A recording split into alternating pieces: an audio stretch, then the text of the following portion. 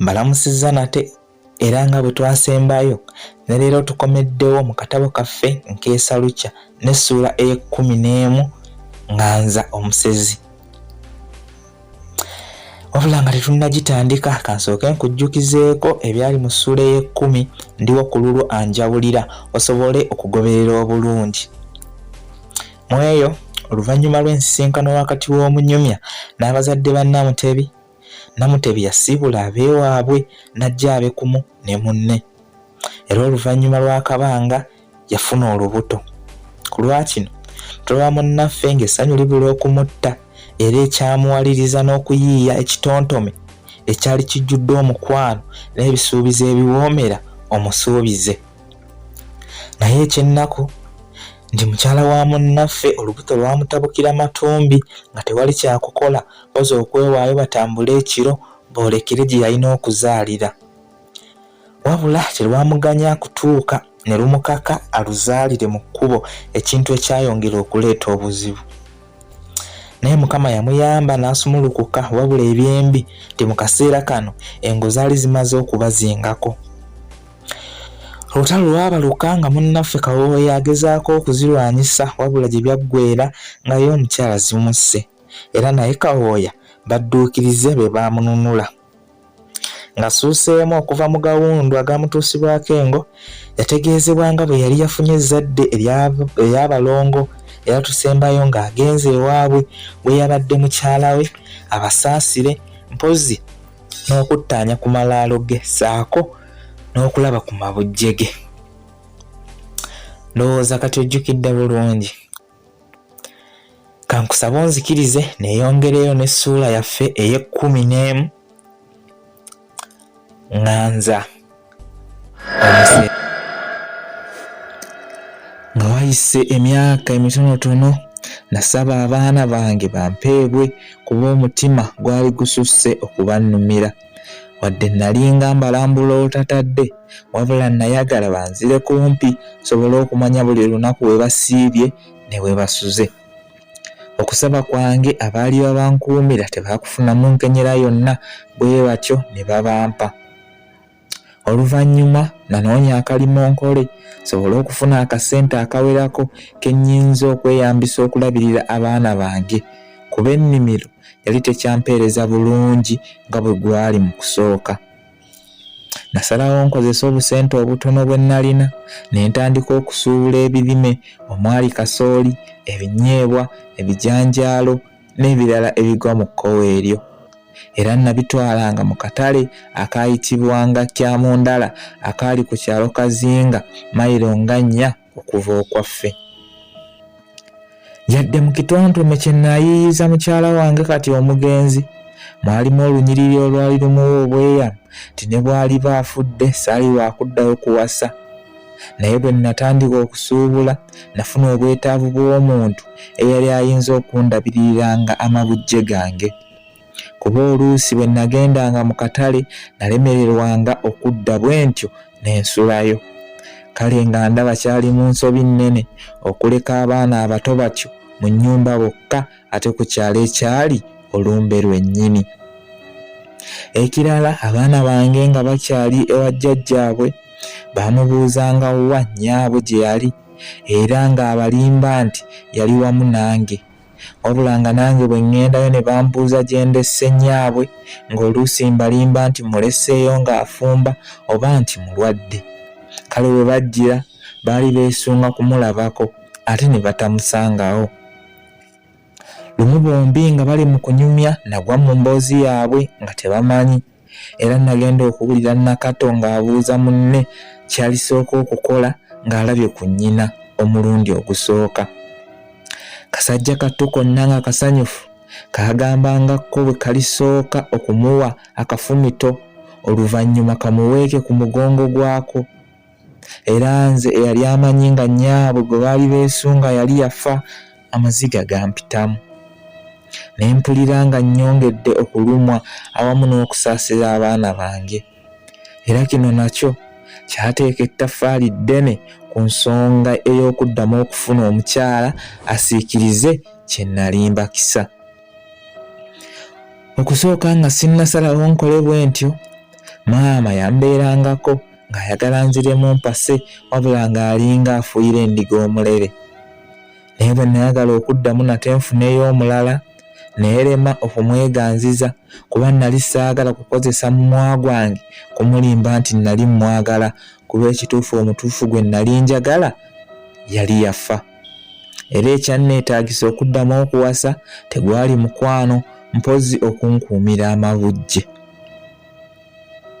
Nasaba maama annyambeko ku ky'okunoonya omukyala, era bwe yambuuza ebisaanyizo by'oyo gwe nali neetaaga, namutegeeza nti nali sikyafaayo ku kya bulungi wadde obukozi, wabula nali neetaaga muntu anaasobola okundabirira omusaayi gwange ne gulema kujula. Naye wadde maama kino nali sikimugambangako, wabula ye yali yanfunira dde omuntu, era enkeera yatusisinkanya. Omukyala ono teyali mupya ku maaso gange wadde teyali wa kunkeesa lukya, naye neesanga nga mmumanyi. Bwe twasisinkana namutegeeza nga bwe nalinayo abaana, kale nga njagala bwe kuba kukkiriza kino abe ng'akimanyiiko. Era naye teyakifunamu buzibu, wabula n'antegeeza nga naye bwe yali yazaalayo omwana, era nga mu kaseera kano yali asingako abange omwaka. Yaŋŋamba nti yali asobola okumulekera nnyina eyali asemberedde okufuuka nazaala wange, n'atajja naye mu bufumbo, singa kibanga eky'okujja naye tekinkole bulungi. Wabula nange eky'okujja naye saakira bamuvuunya, anti bonna baali bafuuse baana baffe. Kuba n'ekirala, eyali taata w'omwana we naye yali yakkirira dda e Kaganga. Emikolo gy'obuwangwa n'ennono nga giwedde, munnange yasiibula abeewaabwe ajje tubeere kumu. Emirimu gyange gyaddamu okutojjera kuba obweraliikirivu nali nsigazizza butono. Amazima omukyala ono teyansala, wadde si ye yali omulungi, naye emirimu yali agikola ewatali kweganya. Abaana bonna ng'abaagala kyenkanyi, era kata neerabiza omugenzi, wabula tekyali kyangu wadde. Bwe nagendanga okukola nga ne bwe kiba kyetaagisa kusulayo, sitya kuba abaana abanneeraliikirizanga baali bafunye abuddaabudda. Ng'awezezza emyaka 9, Waswa yagwibwa olumbe olutaamanyika buvo ne lumussa ku ndiri okumala emyezi 2 miramba. Obulwadde bwamugoya ewatali kusalako, era buli lwe namutunuuliranga ennyiike n'enzijula. Yadde nali njagala nnyo Katonda, naye bwe namala okumanya nti mu kizungu teebe mu bugezi, nawalirizibwa omwana wange okumutwalako Balubaale nga ndowooza nti eyo gye nnyinza okufuna obuyambi, wabula nayo navaayo buggo. Natuuka ekiseera ne nnemererwa, bwe ntyo ne nsalawo ntuule ninde Mukama y'aba asalawo ku biseera by'omwana wange eby'omu maaso, kuba nze nali nzitoowereddwa. Embeera ya Waswa yayongera okuba embi, era olwamala olumbe ne lumuserengesa e Kaganga. Omwana ono yafa nga sitegedde kimusse, anti mu kizungu bantegeeza mbu yali yalwala mulalama, ate bye najja mu Balubaale nsoberwa kye nnyinza okwogera n'okuleka, kuba buli omu yaŋŋambanga bibye.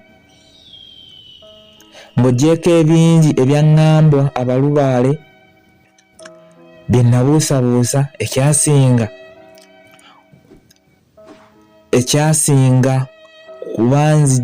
okuba nzigissaamu obwesigwa, waliwo eyaŋŋamba mbu kitange yennyini ye yali aloga omwana wange.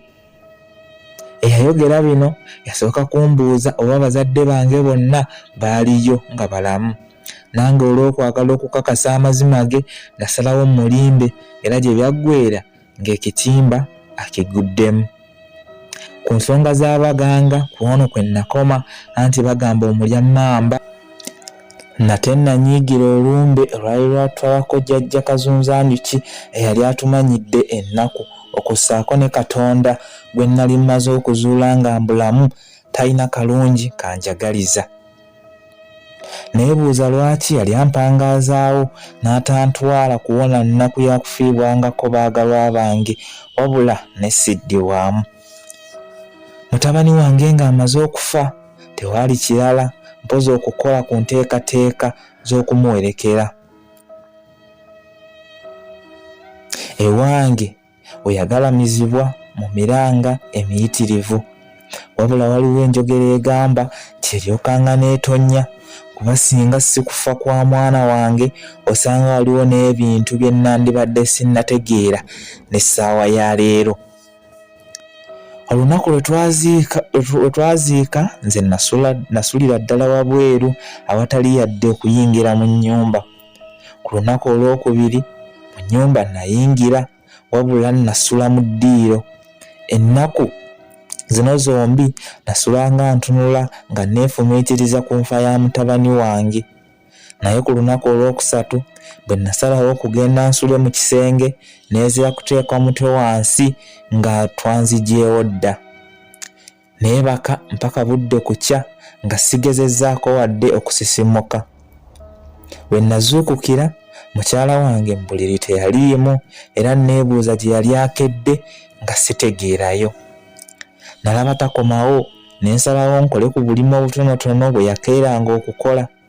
Ku lunaku luno saali wa kugenda kusuubula kuba sabbiiti yonna nali ngiwaddeyo kungubagire ebbujje lyange.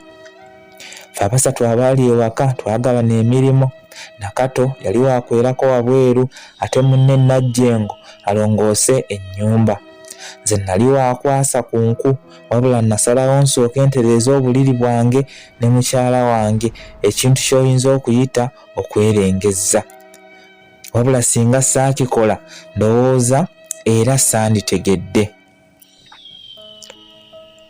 Anti mba ntaganjula ebikunta amaaso nagakuba ku ggumba eryafaanana okuba nga lyali lyasikwa mu mukono gwa muntu. Lyali lizizikiddwa mu bikunta wansi ku ludda lw'emitwetwe. Nasooka kwebuuza ngeri gye lyali liyinza okuba nga lyatuuse embuliri n'entabulwa. Abaana mpawo gwe naganya kumanya ku kino ne nninda bwe tusula yabannyinnyonnyola. Ssaawa nga 3 ez'enkya eyali akedde okuyitamu yakomawo wabula abaana be nali saagala kumanya baaliwo. Era nasalawo nsooke mbimire wabula era saalemwa kumubuuza wa gye yali akedde. Yanziramu ngambu bwe yali akedde okugenda okukuula ekibaala era nti mukwano gwe mukyala Semmanda ye yali akedde okumuyita. Yayongera n'angamba mbu yali agenda kunzuukusa antegeeze wabula mbu olw'okuba nali mmaze ennaku nga seebaka kwe kusalawo aleme kuntaataaganya. Wabula oluvannyuma nazuula nga bino byonna yali apalappalanya bipalappalanye. Anti bwe namubuuza obutiko obwali bumukeezezza gye bwali n'antegeeza nga bwe yali alesse abwaniseeyo. Obudde nga buwungeera nalinda ndabe munnange bw'agenda gye yali abulesse wabula nga teyeenyeenya. Nasalawo mujjukize osanga munnange yali yeerabidde era bwe namugamba naye ne yeefulira ddala abadde yeerabidde. Yagenda era mu bbanga ttono yali akomyewo wabula ng'ayanjala ngalonsa. Yatandika okweyogeza nga yeemulugunya kyala kimpadde eyali akkakkanye ku butiko ye bwe yali yeekuulidde n'akuuliita nabo. Namusaasira munnange olw'okumenyekera obwereere ekyamulowoozesa nga nali nzikiriza be yali annimbye mpozi nali nnyongera kukakasa ng'ensonga eyali emukeezezza yali eyawukana ne gye yali aŋŋambye. Mu bwongo namanya nti singa kantanda ne mmugamba okwemulugunya okwandimu yali taalemwe kunsalira gankolya. nambuzaabuza era nasalawo muleke noonyereze mu kimugunyu, era wano n'ebyeggumba we nabyenenyeza. Wakati mu kumweyaliikirira ennyo natandika okumunoonyerezaako mpola, kuba bye nali ntandise okumuteebereza byali tebiwoomya na kabululu. Enkeera yantegeeza nga bwe yali ayagala okugendako ewaabwe amaleyo ennaku 2 zokka akomewo, wabula teyaŋŋanya kumanya nsonga yali emutwala. Namuleka agende kuba yali ayongera kumpa mwagaanya gwa kumunoonyerezaako nga mpawo kisumbuwa. Olwasimbula ekigere nange ne ntandika okufeffetta ebintu bye byonna bye yali alesse, wabula nakanya kufuukuuza nga mpaawo kyanjawulo kyenzuula, anti n'eggumba lyennyini nalyo nakebera gye nali ndikukulidde nga mulyampiki. Nga tannadda nasalawo nsooke ntuukeko ewa maama tubigaayeegaayeemu, kuba omukyala gwe nali ntandise okwekengera ye yali yamunfunira. Nga ntuuse sadda mu kulondobereza nga yazise kusaba lyato, nayanjirawo ensonga anti nayagala nzire mangu ewaka nsange Nakato, anti ye Najjengo yali agenze kumu ne nnyina. Mange nga amaze okuwulira ensonga yazikubamu ne zaaka nga waŋŋamba nti, mwana wange sibanga nakufunira musezi. Mu bigambo bye akabonero akabuuza nali siraba mugaso gwako, kuba nze nali mmaze okukakasa nga yali musezi yennyini awedde. Ku kyeggumba lye nasanga emitwetwe, maama yantegeeza nti oba oli awo yanzizikwa butazuukuka, kuba singa ekiro ekyo nazuukuka nga mbuli litaliimu sandiremye kumuteebereza na kuzuula kituufu kye yali. Nze yali agenze okumalayo akaseera akatono nalwayo nga nkyasobeddwa kyenzizaako, wabula olw'okuba nali sigenze kusula nasiibula nzire ewange, wabula nga nzenna mpotookeredde.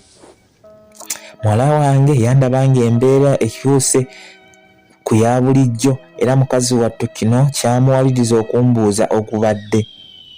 Olw'okuba yali mwana muto saayagala kumuleka kumanya nsonga, naye olw'okuba embeera mwe nali yali tekwekeka, nasalawo mulimbe nga bwe nali omulwaddemu. Naye bwe yawulira nannemerako nfune ku ddagala nsobole okutereera, era nange engeri gye nali njagala okunnyikiza kye nali mulimbi nawalirizibwa wadde nali nkimanyi tekyali kinsumbuwa, lino si lye lyali eddagala. Bwetyo essuula yaffe ey'e11 ŋŋanza omusezi bwe tugituuse ku nkomerero. Bwetyo bwebadde mpaka omulundi ogunaddako bwe tunadda n'essuula yaffe ey'e12 nsimattuka ennyama y'abafu. Togisubwa kuba teyo nnyuvu okukirawo. Awo ewoomeddwa eno nkukakasa nti ate eri yakuyitawo. Mubeere bulungi, mweraba.